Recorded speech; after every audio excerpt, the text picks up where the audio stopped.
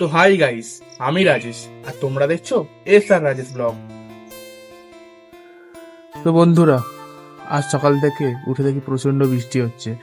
তারপরেও ভাই এসে বলে, দাদা তোর অ্যাকোয়ারিয়ামে একটা মাছ মরে গেছে। তো শুনে মনটা প্রচন্ড খারাপ হয়ে গেল। কি করবো বন্ধুরা, মানে অনেক শখের মাছ, তো মনটা তো খারাপ লাগবেই। তাই বলি একবার চ দেখে আসি। তো দেখি কোন মাছটা মরেছে, কি অবস্থা অ্যাকোয়ারিয়ামে, চলো দেখা যাক। তো বন্ধুরা, এসে দেখি এই ট্যাঙ্কের একটা মাছ মরে গেছে। দেখো বন্ধুরা, ট্যাঙ্কটার কি অবস্থা, মানে রীতিমতো জল পুরো কালো ঘোলা হয়ে গেছে। তো এই ট্যাঙ্কের মাছ মরবে না, কি বলছো বলো?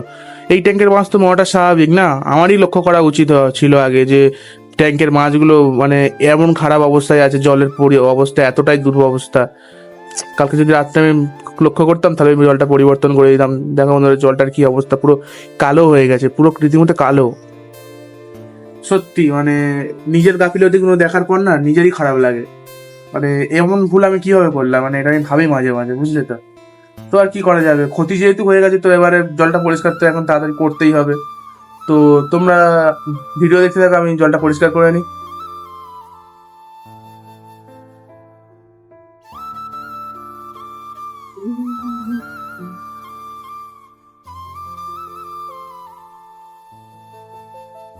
তো বন্ধুরা, ফাইনালি দেখো অ্যাকোয়ারিয়ামে জল পরিষ্কার করে ফেললাম আমি। আর এই দেখো অ্যাকোয়ারিয়ামের মালিক দাঁড়িয়ে আছে। তো বন্ধুরা, কেমন লাগলো জানিও অ্যাকোয়ারিয়ামটা। তো বন্ধুরা, আবার চলে এলাম সকালবেলা খাওয়া দাওয়া নিয়ে। সকাল সকাল মুখ ধুয়ে এসে আমি খেতে বসে পড়লাম এই রুটি আর ঘুগনি। আমার সঙ্গে আছে ভাই। আজ সকালে ভাই আর আমি খাবো রুটি আর ঘুগনি। চলো খাওয়া যাক। তো বন্ধুরা, তোমাদের সঙ্গে একটা কথা শেয়ার করবো করবো করে করা হয়নি। অ্যাকচুয়ালি কথাটা আমার মিনি ব্লগে শেয়ার করাটা পসিবল ছিল না, কারণ মিনি ব্লগ তো 2-1 মিনিটের। তো ওর মধ্যে কথাটা তোমাদেরকে বলা পসিবল ছিল না। আমি একটা বলা যায় বড় ডিসিশনে নিয়েছি। তো তোমরা তো জানো আমি কলেজে ভর্তি হয়েছি।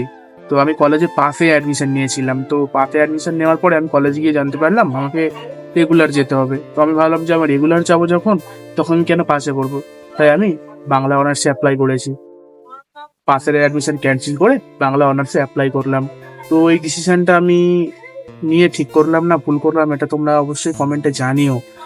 আর এই ডিসিশনটা সত্যি অনেক বড় ডিসিশন ছিল, কারণ যদি আজ মেরিট লিস্টে নাম যদি না আমার ওঠে, তো আমার একটা বছর জীবন থেকে চলে যাবে। তো এটা ডিসিশনটা আমি নিয়ে ঠিক করলাম না ভুল করলাম, তোমরা অবশ্যই কমেন্টে জানিও। আর আজ আছে মেরিট লিস্ট চেক, তো তোমাদের দেখাও আমার নাম উঠলো কি উঠলো না। তোমরা সম্পূর্ণ ভিডিওটাতেই দেখতে পাবে। তো ভিডিওটাকে কন্টিনিউ করো, একটু স্কিপ না করে। তোরা ফাইনালি মেরিট লিস্ট চেক করার জন্য চলে এলাম। ল্যাপটপ ওপেন করে নিলাম, দেখা যাক আমার নাম উঠেছে কিনা। তো চলো তোমাদের দেখাই। তো বন্ধুরা, ফাইনালি ফাইনালি বন্ধুরা আমি সাকসেস, আমার মেডেল লিস্টে নাম উঠেছে বন্ধুরা। আমি প্রচন্ড খুশি। আমার আবার নাম উঠছে বন্ধুরা 12 নম্বরে। মানে সত্যি 317 জনের মধ্যে আমার নাম উঠছে 12 নম্বরে বন্ধুরা। সত্যি আমি প্রচন্ড খুশি বন্ধুরা, আমি প্রচন্ড প্রচন্ড প্রচন্ড খুশি। আজকে আমার 12 নম্বরে নাম উঠছে মেরিট লিস্টে, প্রচন্ড খুশি বন্ধুরা আমি। তো বন্ধুরা, আজকে ভিডিওটা এতটুকুই। কেমন লাগলো জানিও। আর আমার এই ডিসিশনটা সঠিক ছিল কিনা সেটা তোমরা অবশ্যই কমেন্টে জানিও। আর ভালো লাগলে ভিডিওটাকে লাইক করে দিও। আর যেতে যেতে রাধে রাধে বলতে একদমই ভুলো না।